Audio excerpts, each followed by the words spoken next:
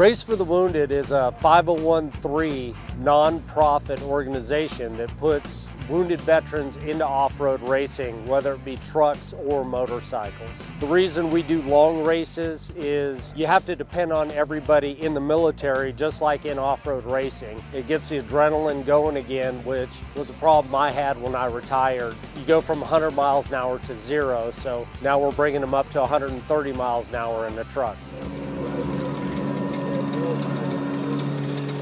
Today we have the Mint 400 and we're putting 3 wounded veterans into it. Jerry Little, Joseph Gavin, and Blaine Sullivan. And what they'll be doing is co-driving.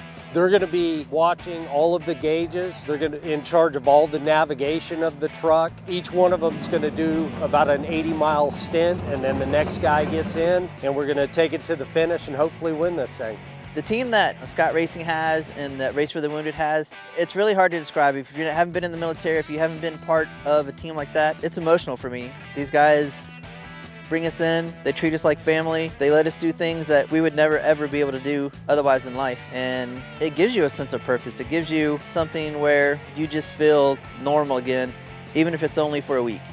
A buddy of mine actually at CFI in Fort Sam had heard about it, and he told me about it, and I got in touch with First Sergeant Robinson. He actually put on the program. It's been phenomenal. It's been out of this world. I mean, you can't get an experience like this without being at the Mint in a truck. I'm going to be pretty much watching the GPS and making sure that we're not going to go into any hazardous material or hazardous terrain. I'm also in control of watching the gauges. Also going to be in charge of the lighting and the horns, making sure people are out of the way and making sure people can see us.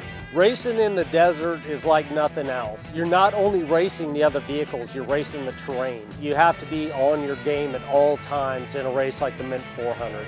Oh, it was awesome. I mean, we hit speeds upwards of about 120 miles an hour across the lake beds.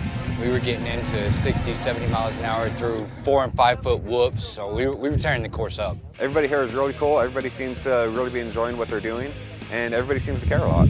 I think our proudest thing is 100% of everything that we bring in, our donations, is used to help. We're all volunteers, we're all equals, we all have a common goal to help. To keep it going, we need donations. We need sponsors to come on board. You know, hell, I quit my job just to do this. The guys that, sit around and dwell on injuries are usually the ones that reach that suicide rate. But First Sergeant Rob takes the guys out, gets them in the truck, gets them trained up, and you get out around other vets so where you can have fun and get some great experiences. Being out here on this kind of course, it does kind of mimic the teamwork, the camaraderie that you need to complete the mission. And coming out here, it kind of gives you that safe feeling. As odd as it sounds, we're doing 130 miles an hour, but the chaos is safety. We can't help everybody, obviously. No organization can, but we want to help as many as we possibly can for as long as we possibly can.